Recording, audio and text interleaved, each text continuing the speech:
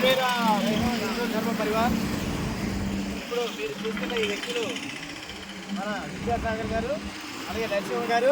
వీళ్ళు విశాఖపట్నం అల్లిపురం ప్రాంతం నుంచి మన హైందవ శంకరావ సభ జరిగిన తర్వాత వాళ్ళు కొంత ప్రేరణ పొంది ఈ హైందవ శంకరావం ద్వారా ఇంకా మిగతా ప్రజలకు కూడా తెలిసి ప్రభుత్వానికి కూడా ఒక నివేదికని అందించాలి.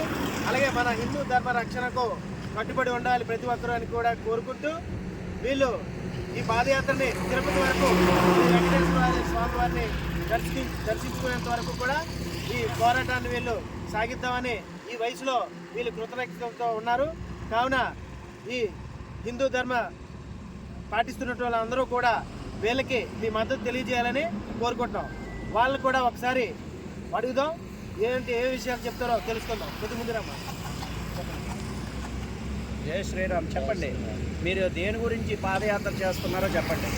హిందూ ధర్మ పరిరక్షణ కోసం, అలాగే హిందూ దేవాలయాలు ఏవైతే ఇప్పుడు ప్రభుత్వ చర్యల నుంచి అంటే ఎండోమెంట్ శాఖలో ఉన్నాయో అవన్నీ కూడా ధర్మ సంస్థలుగా అప్పచెప్పి ఆ హిందూ ధర్మాన్ని కాపాడాలనే ఉద్దేశంతో మేము తిరుమల వరకు, విశాఖపట్నం నుంచి తిరుమల వరకు కాలినడకన పాదయాత్ర చేస్తున్నాం. చెప్పండి, మీరేం చెప్పాలనుకుంటున్నారో చెప్పండి. ఎండోమెంట్స్ ఆధీనంలో ఉన్న గుడుల నుంచి బయటికి రావాలి. హిందూ ధర్మానికి ఎందుకు ఇది ఒక్కటే మా తాపత్రయం, తపన. దాని గురించి మేము మా చిన్న పోరాటాన్ని ప్రారంభించాం. ముఖ్యంగా మత మార్పిడి అరికట్టారు. అది చాప క్రింద నీరులాగా వాళ్ళు సొమ్మునిచ్చి మతాన్ని మార్పిస్తున్నారు.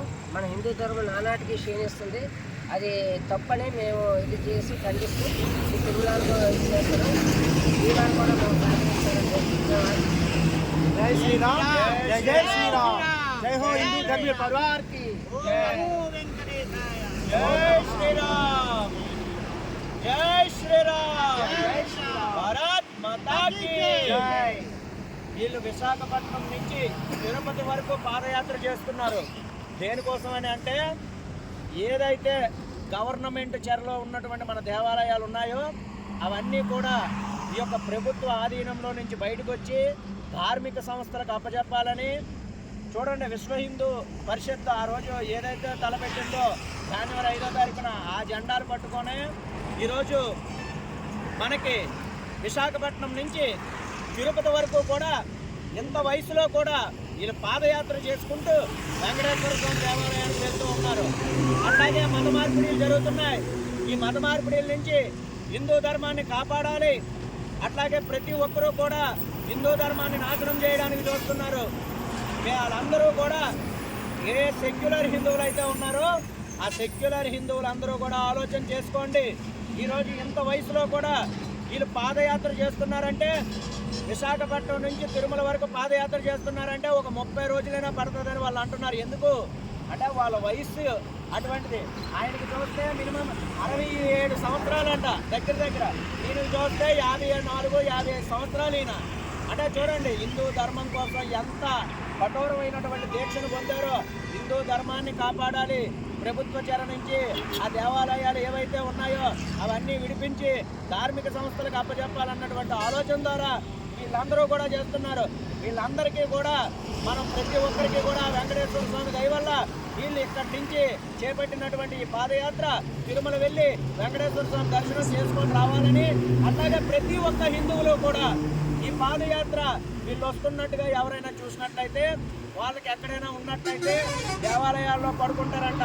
మీకు ఎవరైనా ఇప్పుడు మీకు ఎక్కడైనా కనిపించినట్లయితే మీకు ఆహారం ఇచ్చినా తీసుకుంటారు.